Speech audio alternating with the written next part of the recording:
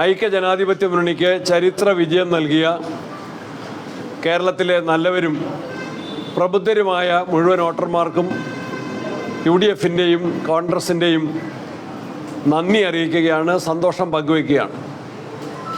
വോട്ടർമാർ ഞങ്ങൾ അർപ്പിച്ച വിശ്വാസം സംരക്ഷിക്കുന്നതിന് വേണ്ടി ഞങ്ങൾ തെരഞ്ഞെടുപ്പിൻ്റെ പ്രാരംഭഘട്ടത്തിൽ തന്നെ മുന്നോട്ട് വെച്ച സൽഭരണത്തിന് നേതൃത്വം നൽകുന്നതിന് ഞങ്ങൾ ബാധ്യസ്ഥരാണ്. അക്കാര്യത്തിൽ തുടർന്നും എല്ലാവരുടെയും സഹായ സഹകരണങ്ങൾ അഭ്യർത്ഥിക്കുകയാണ്.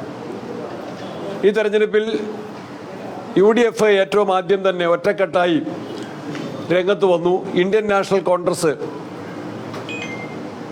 മിഷൻ 2025 എന്ന ഒരു പ്രത്യേക ആക്ഷൻ പ്ലാൻ രൂപീകരിച്ചുകൊണ്ട് ജില്ലകളിൽ കോൺഗ്രസിൻ്റെ പ്രവർത്തനം ശക്തിപ്പെടുത്തി. വാർഡ് കമ്മിറ്റികൾക്ക് ശാക്തീകരണം നൽകി. ഗവൺമെൻറ് പുതിയ വാർഡുകൾ രൂപീകരിച്ചു. നിയമസഭയിൽ ചർച്ചയില്ലാതെ പഞ്ചായത്ത് രാജ് നിയമത്തിൽ ഭേദഗതി വരുത്തി. വാർഡ് വിഭജനത്തിൻ്റെ അശാസ്ത്രീയത, നൂറുകണക്കിന് കേസുകളാണ് കേരള ഹൈക്കോടതിയിൽ വന്നത്. അവിടെയൊന്നും ന്യായമുണ്ടായില്ല. വോട്ടർ പട്ടികയിലും ഒരുപാട് ക്രമക്കേടുകൾ ഉണ്ടായിരുന്നു. ഇരട്ട വോട്ടുകൾ, ആളുകളെ അനർഹരായിട്ട് തള്ളി നീക്കിയത്, തിരുവനന്തപുരത്ത് ഇപ്പോൾ ജയിച്ച സ്ഥാനാർത്ഥിയുടെ പേര് പട്ടികയിൽ നിന്ന് വെട്ടിമാറ്റാൻ നടത്തിയ ശ്രമം, അതിനെ ഹൈക്കോടതിയുടെ ഇടപെടലിലൂടെ നേരിടാൻ സാധിച്ചതെല്ലാം ജനങ്ങൾക്കറിയാം. കണ്ണൂരിൽ പോളിംഗ് ഡേയിൽ ഉണ്ടായ അനിഷ്ട സംഭവങ്ങളിൽ അക്രമ സംഭവം തന്നെയാണ്. സ്ഥാനാർത്ഥികൾക്ക്, ജില്ലാ പഞ്ചായത്തിലെ വനിതാ സ്ഥാനാർത്ഥി ഉൾപ്പെടെ നിരവധി പേർക്ക് CPM-ൻ്റെ അക്രമത്തിൽ പരിക്കേറ്റു.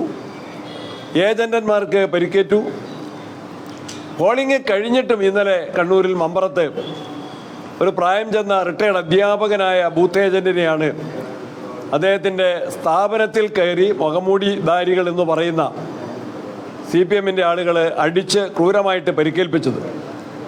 അങ്ങനെയുള്ള എല്ലാ അക്രമങ്ങളെയും അതിജീവിച്ചുകൊണ്ടാണ് വാർഡ് വിഭജനത്തിലെ അശാസ്ത്രീയത, കള്ളവോട്ടുകൾ, ഇരട്ട വോട്ടുകൾ, ഇതിനെല്ലാം അതിജീവിച്ചുകൊണ്ടാണ് കേരളത്തിൽ ഐക്യജനാധിപത്യ മുന്നണി ചരിത്ര വിജയത്തിലേക്ക് കുതിച്ചിട്ടുള്ളത്. അത് ഞങ്ങളുടെ പ്രവർത്തകരുടെ ചിട്ടയായ ത്യാഗപൂർണമായ പ്രവർത്തനത്തിൻ്റെ കൂടി ഫലമാണ്. അതിന് UDF-ൻ്റെ മുഴുവൻ പ്രവർത്തകർക്കും കേരള പ്രദേശ് കോൺഗ്രസ് കമ്മിറ്റിയുടെ പേരിൽ പ്രത്യേകമായിട്ടുള്ള നന്ദിയും അഭിനന്ദനങ്ങളും അനുമോദനങ്ങളും അറിയിക്കുകയാണ്. ഞങ്ങൾ ആരംഭത്തിൽ തന്നെ മുന്നോട്ട് വെച്ചത് സർക്കാരിൻ്റെ ജനദ്രോഹ നയങ്ങൾ തന്നെയായിരുന്നു.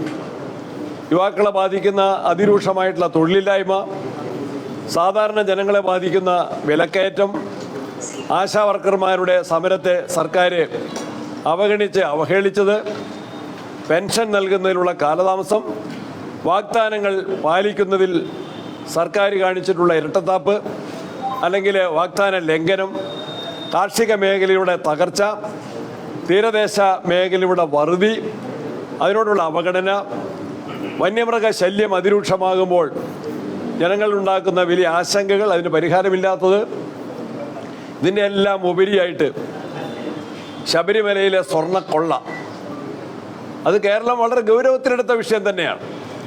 സ്വർണ്ണക്കൊള്ളയിൽ ഹൈക്കോടതിയുടെ ആവർത്തിച്ചുള്ള ഇടപെടൽ, നിയമസഭയിലെ പ്രതിപക്ഷം ഈ വിഷയങ്ങളെല്ലാം ഉന്നയിച്ചു. ഹൈക്കോടതിയുടെ ഉത്തരവ് ഞങ്ങൾ പലവട്ടം മാധ്യമങ്ങളുടെ മുൻപിൽ വായിച്ചു, സഭയിൽ ഞങ്ങൾ കൊണ്ടുവന്ന് ഉയർത്തി. ആ ഹൈക്കോടതിയുടെ സമയോചിതമായ കാര്യക്ഷമമായ ഇടപെടലും പ്രത്യേക അന്വേഷണ ഏജൻസിയും ഇല്ലായിരുന്നെങ്കിൽ ഇത്രയെങ്കിലും ആ കേസ് മുന്നോട്ട് പോകില്ല. എങ്കിലും ശബരിമലയിൽ CPM-ൻ്റെ പ്രമുഖ നേതാക്കന്മാർ, സ്വർണ്ണക്കൊള്ളയ്ക്ക് കൂട്ടുനിന്ന ആളുകൾ, അല്ലെങ്കിൽ സ്വർണ്ണക്കൊള്ളയിലെ ഉത്തരവാദികൾ, പങ്കാളികൾ, അവരെ ജയിലിൽ കിടക്കുകയാണ്. അതിൻ്റെ തുടരന്വേഷണം ആരംഭിച്ചിരിക്കുകയാണ് ഗവൺമെൻറ്. അതിലെ നഷ്ടപ്പെട്ട കോടികളുടെ വിലപിടിപ്പുള്ള സ്വർണം വീണ്ടെടുക്കാൻ സാധിച്ചിട്ടില്ല. മന്ത്രിമാരിലേക്ക് ചോദ്യം ചെയ്യലെത്തുമെന്ന് പ്രതികളുടെ തന്നെ ചോദ്യം ചെയ്യലിൻ്റെ മൊഴികളുടെ അടിസ്ഥാനത്തിൽ മാധ്യമ റിപ്പോർട്ടുണ്ടായിരുന്നു. എന്നാൽ ആ ചോദ്യം ചെയ്യലിലേക്ക് കാര്യങ്ങൾ കൊണ്ടുപോയിട്ടില്ല. പ്രതികൾക്ക് ജില്ലാ കോടതി ജാമ്യം ആവർത്തിച്ച് നിഷേധിച്ചിട്ടും ആ പ്രതികളെ മാർക്സിസ്റ്റ് പാർട്ടിയിൽ നിന്ന് ഒരു അച്ചടക്ക നടപടി സ്വീകരിക്കാനോ ഒരു ഷോക്കോസ് നോട്ടീസ് നൽകാനോ ഒരു തരം താഴ്ത്തൽ എന്ന ഒരു പാർട്ടി സാധാരണ സ്വീകരിക്കുന്ന ഒരു ചെറിയ നടപടിയെങ്കിലും സ്വീകരിക്കാനോ അല്ലെങ്കിൽ ഒരു സെൻസർ, ഒരു ശാസന എന്ന നടപടി സ്വീകരിക്കാനോ തയ്യാറായില്ല. മുഖ്യമന്ത്രിയും പാർട്ടി സെക്രട്ടറിയും നേതൃത്വവും അവരെ സർക്കാരിൻ്റെ കവചത്തിൽ പൊതിഞ്ഞ് ഭരണത്തിൻ്റെ എല്ലാ സംവിധാനങ്ങളും ദുരുപയോഗം ചെയ്ത് ശബരിമല കൊള്ളക്കാരെ സംരക്ഷിക്കുകയായിരുന്നു. ഇന്ത്യൻ നാഷണൽ കോൺഗ്രസും UDF-ഉം ആദ്യത്തിൽ തന്നെ ശബരിമല വിഷയം ഞങ്ങൾ ഗൗരവത്തിൽ, അതൊരു പൊതുസ്ഥാപനത്തിൻ്റെ വിശ്വാസത്തെ തകർക്കുന്നു, കോടിക്കണക്കിന് രൂപയുടെ സ്വത്തുവകകൾ മോഷ്ടിച്ചു കൊണ്ടുപോകുന്നു, അതിന് കണക്കില്ല, അത് വീണ്ടെടുക്കാൻ നടപടിയില്ല, എല്ലാ മോഷ്ടാക്കളെയും നിയമത്തിന് മുമ്പിൽ കൊണ്ടുവരുന്നില്ല, പിടിക്കപ്പെട്ട മോഷ്ടാക്കളെ പാർട്ടി പോലും തള്ളിപ്പറയുന്നില്ല, പാർട്ടി സംരക്ഷിക്കുന്നു. ഇക്കാര്യങ്ങൾ ഞങ്ങൾ ശബരിമലയിലേക്ക് നടത്തിയ യാത്രകൾ, പന്തളത്തേക്ക് നടത്തിയ യാത്രകൾ, പത്തനംതിട്ടയിലെ ഞങ്ങൾ നടത്തിയ സംഗമം, തിരുവനന്തപുരത്ത് സെക്രട്ടേറിയറ്റിലേക്ക് നടത്തിയ വലിയ പ്രതിഷേധ മാർച്ച്, അതിനിടയിൽ യൂത്ത് കോൺഗ്രസ്, മഹിളാ കോൺഗ്രസ് അവരെല്ലാം നടത്തിയ വിവിധങ്ങളായിട്ടുള്ള സമരപരിപാടികൾ, ജനകീയമായിട്ട് ആ വിഷയത്തെ ഞങ്ങൾ വളരെ ശ്രദ്ധയോടെ അവതരിപ്പിച്ചു. അതിൻ്റെ എല്ലാം ഫലമാണ്. അതുപോലെ തന്നെ BJP-യും CPM-ഉം രണ്ടു കൂട്ടരുടെയും കയ്യിലുണ്ടായിരുന്ന നിരവധിയായ തദ്ദേശ സ്ഥാപനങ്ങളാണ് ഇപ്പോൾ അവർക്ക് നഷ്ടപ്പെട്ടിട്ടുള്ളത്. കഴിഞ്ഞ പഞ്ചായത്ത് ഇലക്ഷനിൽ 2020 റിസൾട്ട് വന്നപ്പോൾ ഗ്രാമപഞ്ചായത്തുകളിൽ 200-ലേറെ ഗ്രാമപഞ്ചായത്തുകളിൽ LDF-ന് UDF-നേക്കാൾ ഭൂരിപക്ഷം ഉണ്ടായിരുന്നു. കൃത്യമായ കണക്കുണ്ട്. 200-ലേറെ ഗ്രാമപഞ്ചായത്തുകൾ അവർക്കായിരുന്നു ഭൂരിപക്ഷം. ബ്ലോക്ക് പഞ്ചായത്തുകൾ 60 ബ്ലോക്ക് പഞ്ചായത്തുകളിൽ അവർക്കായിരുന്നു ഭൂരിപക്ഷം. കോർപ്പറേഷൻ നമുക്കറിയാം, കണ്ണൂർ ഒഴിച്ച് എല്ലാ കോർപ്പറേഷനിലും LDF ആയിരുന്നു ഭരണം. അതുപോലെ ജില്ലാ പഞ്ചായത്ത് മലപ്പുറത്തും വയനാട്ടിൽ നറുക്കെടുപ്പിലും എറണാകുളത്ത് ഒഴിച്ചാൽ ബാക്കി എല്ലാ ജില്ലാ പഞ്ചായത്തും LDF-നായിരുന്നു. ഇപ്പോൾ ഈ തെരഞ്ഞെടുപ്പിൻ്റെ ഒരു പ്രത്യേകത, കേരള ചരിത്രത്തിൽ ഒരിക്കലും ഉണ്ടാകാത്ത എല്ലാ തദ്ദേശ സംവിധാനങ്ങളിലും മുനിസിപ്പാലിറ്റി ഉൾപ്പെടെ ഐക്യ ജനാധിപത്യ മുന്നണി വ്യക്തമായ ഭൂരിപക്ഷം നേടിയിരിക്കുന്നു. കോർപ്പറേഷനുകളിൽ നേടി, ജില്ലാ പഞ്ചായത്തുകളിൽ നേടി, ബ്ലോക്ക് പഞ്ചായത്തുകളിൽ നേടി, മുനിസിപ്പാലിറ്റികളിൽ നേടി, ഗ്രാമപഞ്ചായത്തുകളിൽ വ്യക്തമായ ഭൂരിപക്ഷം നേടിയിരിക്കുന്നു. ജനകീയമായ അതിശക്തമായ വിലയിരുത്തലാണ്, വിധിയെഴുത്താണ്. സർക്കാരിൻ്റെ ഭരണപരാജയങ്ങൾ വളരെ തുറന്നു കാട്ടപ്പെട്ടൊരു വിധിയെഴുത്താണ്. ആ വിധിയെഴുത്തിന് ജനങ്ങൾക്ക് ഞങ്ങൾ ഒരിക്കൽ കൂടി നന്ദി രേഖപ്പെടുത്തുകയാണ്. ഇത് LDF ഉൾക്കൊള്ളുമോ? പാർലമെൻറ്റ് ഇലക്ഷൻ ഞങ്ങൾ ചോദിച്ചതാണ്, അസംബ്ലി ബൈ ഇലക്ഷനുകൾ ഞങ്ങൾ ചോദിച്ചതാണ്. ഒരു തിരുത്തലും വരുത്താൻ സർക്കാർ തയ്യാറായിട്ടില്ല. സർക്കാരിൻ്റെ ധാർഷ്ട്യം, ധൂർത്ത്, അഴിമതി, അക്രമം, ക്രിമിനലുകളെ സംരക്ഷിക്കുന്ന CPM-ൻ്റെ സമീപനം ഇതെല്ലാം ആവർത്തിക്കുകയായിരുന്നു.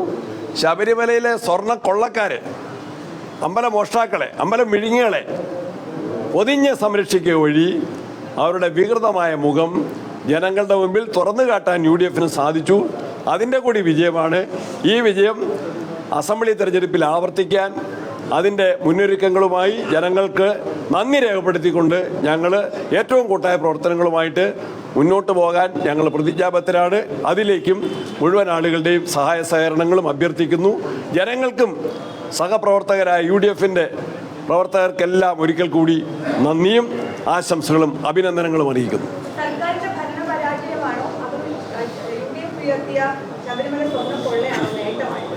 ശബരിമല കൊള്ള അതിശക്തമായിട്ട് പ്രചരണ വിഷയമായിരുന്നു. അതോടൊപ്പം തന്നെ UDF സർക്കാരിൻ്റെ ഭരണപരാജയങ്ങൾ, ഞാൻ നേരത്തെ പറഞ്ഞ വിഷയങ്ങളുണ്ട്. വിലക്കയറ്റം ഞങ്ങൾ അസംബ്ലിക്കകത്തും പുറത്തും സമരം ചെയ്ത കാര്യമാണ്. തൊഴിലില്ലായ്മ അതിരൂക്ഷമാണ്. കാർഷിക മേഖലയുടെ തകർച്ച നിയമസഭയിലും പുറത്തും ഉന്നയിച്ച കാര്യങ്ങളാണ്. അഴിമതി അത് ശക്തമായിട്ട് ഞങ്ങൾ ഉന്നയിച്ച കാര്യങ്ങൾ തന്നെയാണ്. തീരദേശ മേഖലയുടെ വറുതി പരിഹാരമില്ലാതെ നിൽക്കുന്ന വിഷയങ്ങളാണ്. വന്യമൃഗശല്യം എത്രയോ തവണ നിയമസഭയിൽ സമരം ചെയ്ത് ഉന്നയിച്ച വിഷയമാണ്. UDF-ന്റെ നേതൃത്വത്തിൽ പ്രതിപക്ഷ നേതാവ് ഒരു മലയോര യാത്രയ്ക്ക് നേതൃത്വം നൽകിയ വിഷയമാണ്. ഇതെല്ലാം ജനകീയ വിഷയങ്ങൾ, ജീവൽ പ്രശ്നങ്ങൾ. ആശാ വർക്കർമാരുടെ സമരം 8 മാസം നീണ്ടുന്ന സമരമാണ്. ഇപ്പോൾ ആ സമരം തുടരുകയാണ്. ആ സമരത്തിന് ഞങ്ങൾ സഭയ്ക്കകത്തും പുറത്തും അതിശക്തമായ പിന്തുണ നൽകിയതാണ്.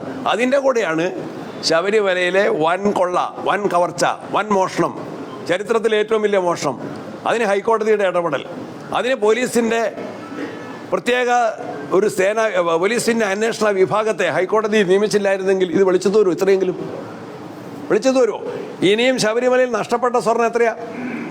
എത്ര കോടികളുടെ ആർക്ക് വിറ്റു, എവിടെയുണ്ട്? അത് വീണ്ടെടുക്കാൻ നടപടി സ്വീകരിച്ചിട്ടില്ല. അപ്പോൾ ഇതെല്ലാം ജനങ്ങളെ ഏറെ സ്വാധീനിച്ച ഘടകങ്ങളാണ്. ഇതെല്ലാം തുറന്നു കാട്ടുന്നതിൽ ഐക്യ ജനാധിപത്യ മുന്നണിയും കോൺഗ്രസ് പാർട്ടിയും നന്നായിട്ട് ശ്രമിച്ചിട്ടുണ്ട്, അതിൽ വിജയിച്ചിട്ടുണ്ട്. അതിൻ്റെ റിസൾട്ടാണ് ഈ ഇലക്ഷൻ റിസൾട്ട്.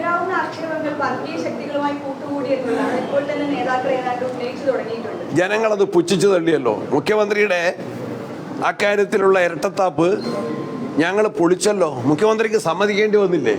വർഗീയ ശക്തികളും അവരും തമ്മിലുള്ള ബന്ധം മുഖ്യമന്ത്രിക്ക് സമ്മതിക്കേണ്ടി വന്നില്ലേ? ജനങ്ങൾ അതിനെയെല്ലാം അത്തരത്തിലുള്ള ആക്ഷേപങ്ങൾ അടിസ്ഥാനരഹിതമാണെന്ന് ജനങ്ങളുടെ വിധിയെഴുത്തുണ്ടായില്ലേ?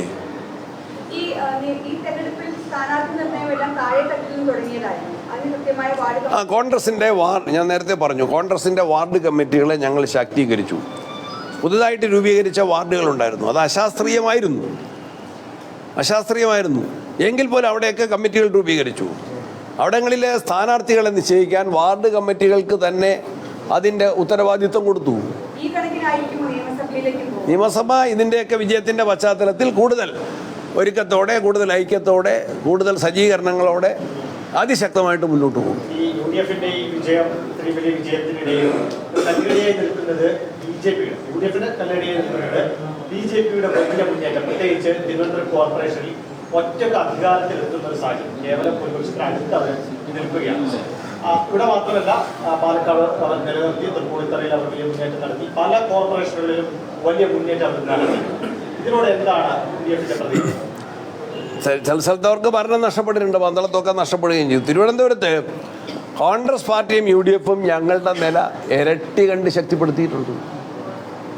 കഴിഞ്ഞ പ്രാവശ്യം ഉണ്ടായിരുന്നതിനേക്കാൾ ഇരട്ടി സീറ്റിലാണ് UDF. ഏറ്റവും നല്ല മുന്നൊരുക്കം നടത്തിയത് തിരുവനന്തപുരത്താണ്. ഇവിടെ കെ മുരളീധരൻ അതിൻ്റെ ഉത്തരവാദിത്വം ഏറ്റെടുത്ത് ബഹുമാനപ്പെട്ട MM ഹസനുണ്ട്, DCC പ്രസിഡന്റുണ്ട്, KPC ഭാരവാഹികളുണ്ട്. അവരാണ് ആദ്യമേ സ്ഥാനാർത്ഥികളെ പ്രഖ്യാപിച്ചത്. കോൺഗ്രസിൻ്റെ സ്ഥാനാർത്ഥി പ്രഖ്യാപനം നല്ല സ്ഥാനാർത്ഥികളെ നിർത്തി തിരുവനന്തപുരത്തും ഞങ്ങൾക്ക് മുന്നേറ്റം ഉണ്ടാക്കാൻ സാധിച്ചു. പക്ഷേ LDF-ൻ്റെ നഗരസഭാ ഭരണത്തിലെ അഴിമതിയും കെടുകാര്യസ്ഥയും എല്ലാം അവർക്ക് വിനയായിട്ട് മാറി.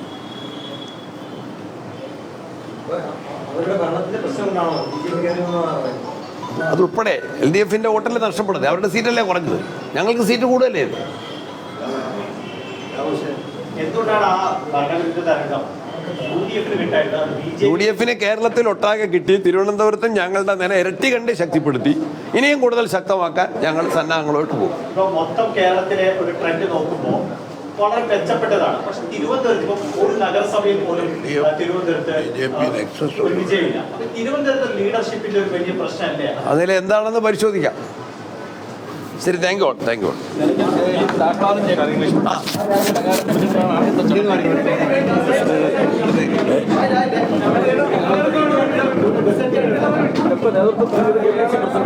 അദ്ദേഹത്തോടൊപ്പം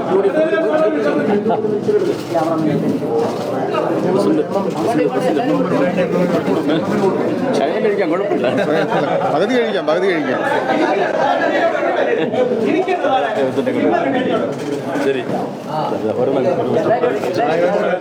വളരെ അപൂർവമായി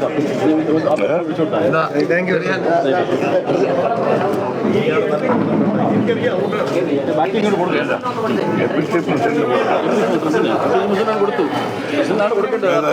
തിരിച്ചു കൊടുക്കണം.